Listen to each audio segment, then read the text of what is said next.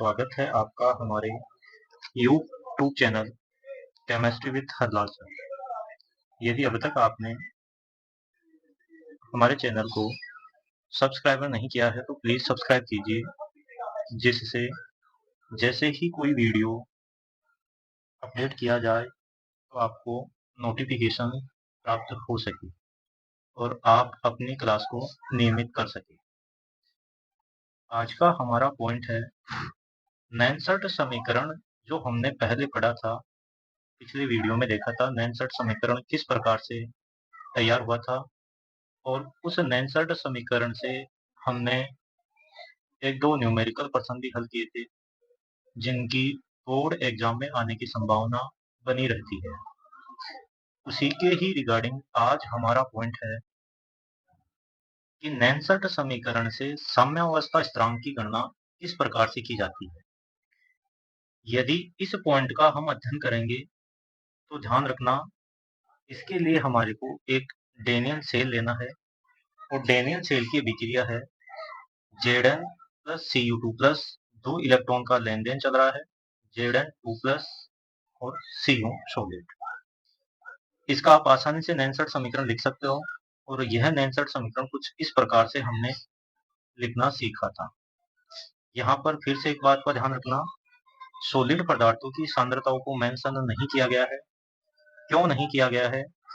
क्योंकि हम जानते हैं कि ठोस पदार्थ की जो सांद्रता होती है उसको हम इकाई मानते हैं। ठोस पदार्थ की सांद्रताओं को इकाई मानने के बाद में जो हमारे पास नेट इक्वेशन प्राप्त होती है नैनसर्ट इक्वेशन की, वो है ई सेल बराबर E naught cell minus 0.059 upon 2 log concentrate Zn2 plus upon concentrate Cu2 plus. इस प्रोसेस के बारे में हम देखें और रासायनिक अभिक्रिया पर चर्चा करें और डेनियल सेल की क्रिया विधि पर जाए तो हम ये कह सकते हैं कि डेनियल सेल में यह रासायनिक क्रिया चलती रहेगी। जैसे जैसे रासायनिक अभिक्रिया चलती रहेगी तो हम ये कह सकते हैं कि अभिक्रिया में एक समय ऐसा आता है या उस सेल में एक पॉइंट आपको ऐसा मिलेगा कि अभिकारकों की सांद्रताएं रासायनिक अभिक्रिया के दौरान स्थिर होने लगती है। जैसे जैसे रासायनिक अभिक्रियाओं की सांद्रताएं स्थिर होने लगेगी तो आप कह सकते हो कि उस सेल अभिक्रिया में जैसे जैसे आयनों की सांद्रताएं स्थिर होने लगेगी तो उस दरमियान सेल का सेल विभव अर्थात ई सेल का मान शून्य की ओर बढ़ता जाएगा और एक पॉइंट आपको ऐसा मिलेगा कि उसमें आयनों की सांद्रताएं पूर्ण रूप से स्थिर हो जाएगी। जैसे ही आयनों की सांद्रताएं पूर्ण रूप से स्थिर हो जाएगी उस समय हमारे सेल का ई सेल का मान शून्य हो जाएगा। तो हम यह कह सकते हैं कि नैनसर्ट समीकरण से यदि हम साम्यावस्था स्थिरांक की बात करें तो उक्त नैनसर्ट इक्वेशन पर यह दोनों शर्त लागू करेंगे। कौन कौन सी शर्त है? प्रथम शर्त तो यह है कि आयनों की सांद्रता स्थिर करनी है, तो आयनों की सांद्रताएं 0 हो गई। आयनों की सांद्रता स्थिर हुई तो उस समय सेल का ई सेल भी क्या हो गया? 0 हो गया। दोनों स्थिति को हम यदि समीकरण में लागू करते हैं तो हमारे पास मेनली समीकरण यह था। इस समीकरण में ये दोनों शर्त लागू करेंगे, आयनों की सांद्रता को स्थिर और ई सेल के मान को 0। ई सेल के मान को हमने 0 कर दिया और आयनों की सांद्रताओं को हमने स्थिर कर दिया। जैसे ही आयनों की सांद्रता स्थिर रहेगी तो हमारा मेन समीकरण ये प्राप्त हो जाएगा। अब इसी समीकरण का चेंज रूप हमने यहाँ पर लिखा है कि ई नॉट सेल का जो मान है वो किसके बराबर होता है, तो ई नॉट सेल बराबर हो जाएगा 0.059 अपॉन 2 log Kc। ये आपका एक डेनियल सेल के रिगार्डिंग साम्य स्थिरांक की गणना करने का व्यंजक प्राप्त हो गया और इसी व्यंजक को यदि हम अन्य किसी सेल पर अप्लाई करें तो उसके लिए हमारे पास इसी को ध्यान में रखते हुए एक फॉर्मूला मॉडिफाई कर सकते हैं और वो फॉर्मूला बनता है ई नॉट सेल बराबर 0.059 अपॉन n log Kc।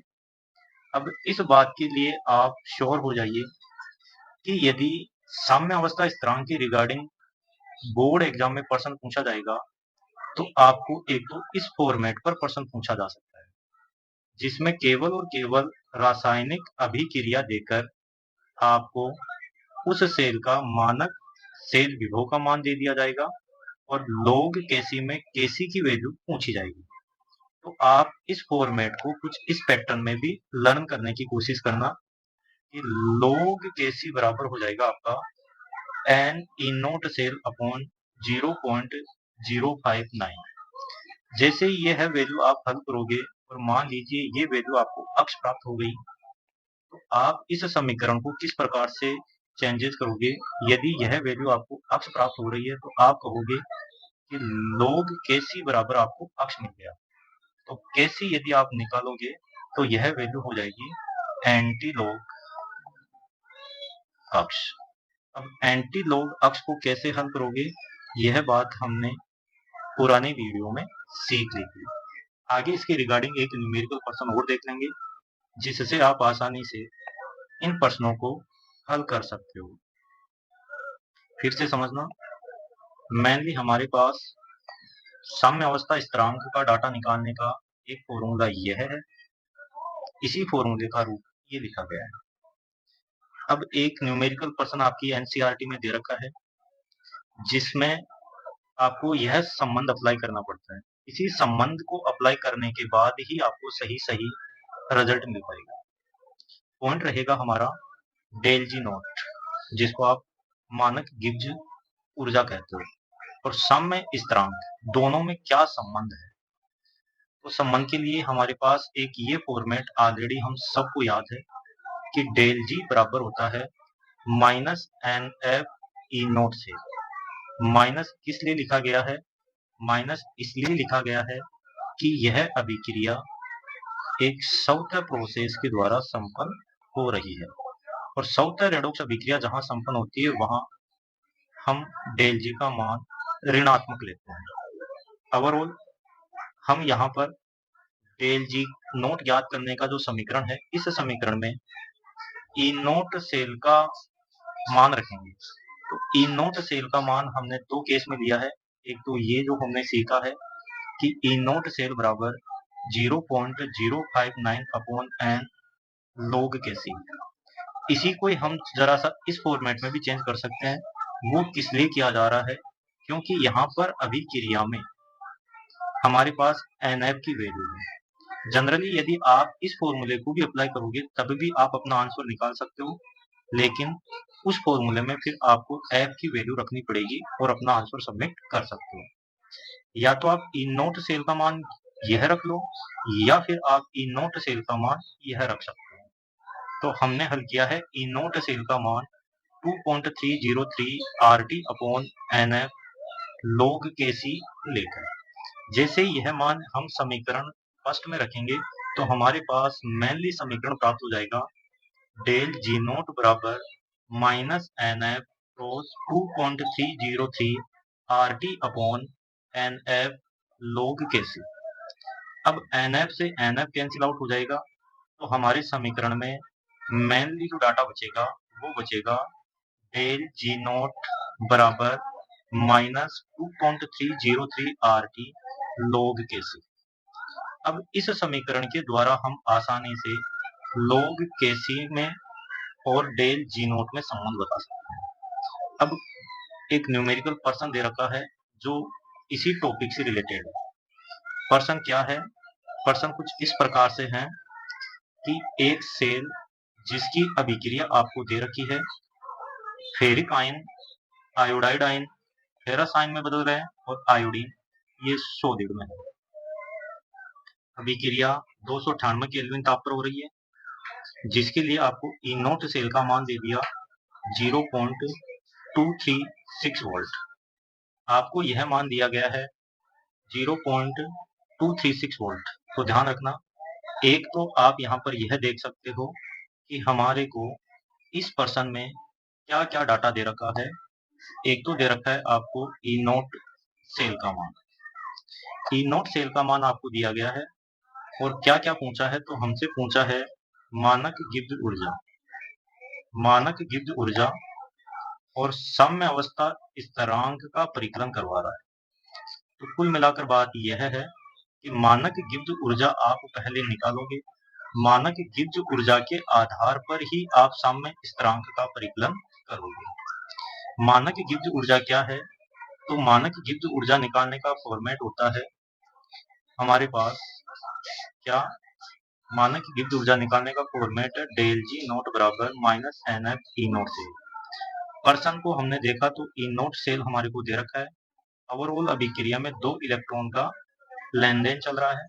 तो हम यहाँ पर इस समीकरण में ये दोनों मान पुटअप करेंगे। तो पुटअप करने पर आपको यहाँ पर किलो जूल में जो डेल जी का या गिब्स ऊर्जा का जो मान है वो किलो जूल में प्राप्त हो जाएगा, माइनस का 45.55 किलो जूल।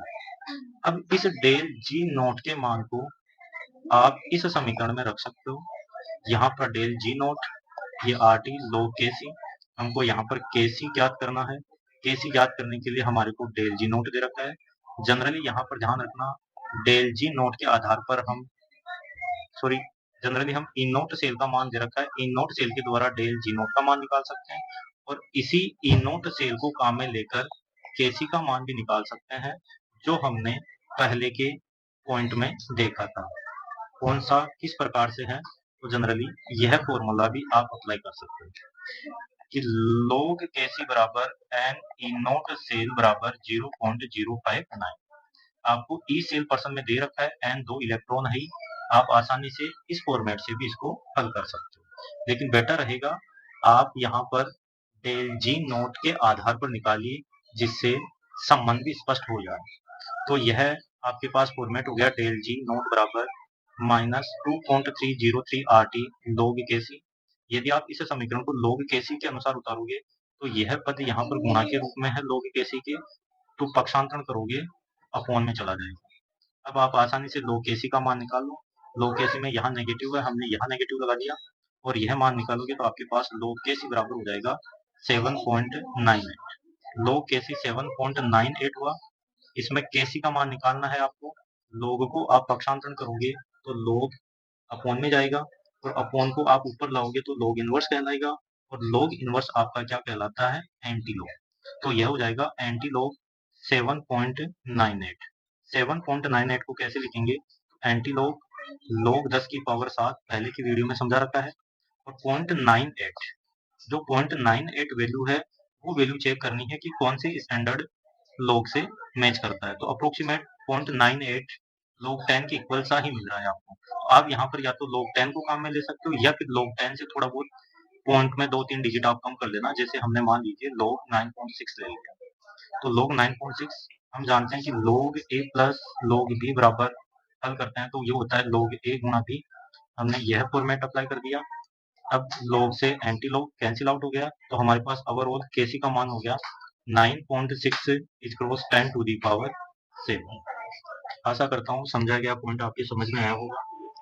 आप इसको अच्छी तरीके से लर्न कीजिए, समझिए, अपने साथियों के साथ भी शेयर कीजिए। ध्यान रखना इस वीडियो में हमारे को एक तो मानक गिब्स ऊर्जा निकालने का फॉर्मेट मिल रहा है, दूसरा Kc निकालने का फॉर्मेट मिल रहा है। दोनों हमारे पॉइंट टू रिमेम्बर पॉइंट है। आप इसको जितना हो सके उतना लर्न करना, रिवीजन करना। इसके रिगार्डिंग बोर्ड एग्जाम में पर्सन आने की संभावना बनी रहती है। अब यहाँ तक हमारा जो पॉइंट हुआ है तो हम यह कह सकते हैं कि हमने वैद्युत रासायनिक सेल कंप्लीट कर लिया है। अब आगे के वीडियो में हम वैद्युत अपघटनीय सेल के बारे में पढ़ेंगे। यह चैप्टर 3 भागों में बटा हुआ है, एक वैद्युत रासायनिक सेल, दूसरा वैद्युत अपघटनीय सेल और तीसरा बटा हुआ है बैटरियों। बैटरिया इजी है लेकिन बैटरियों को भी हम समझेंगे। वैद्युत रासायनिक सेल हमने कंप्लीट कर लिया है। आगे का हमारा नेक्स्ट वीडियो रहेगा वैद्युत अपघटनीय सेल से संबंधित और उसके बाद में हम बैटरियों को कंप्लीट करेंगे।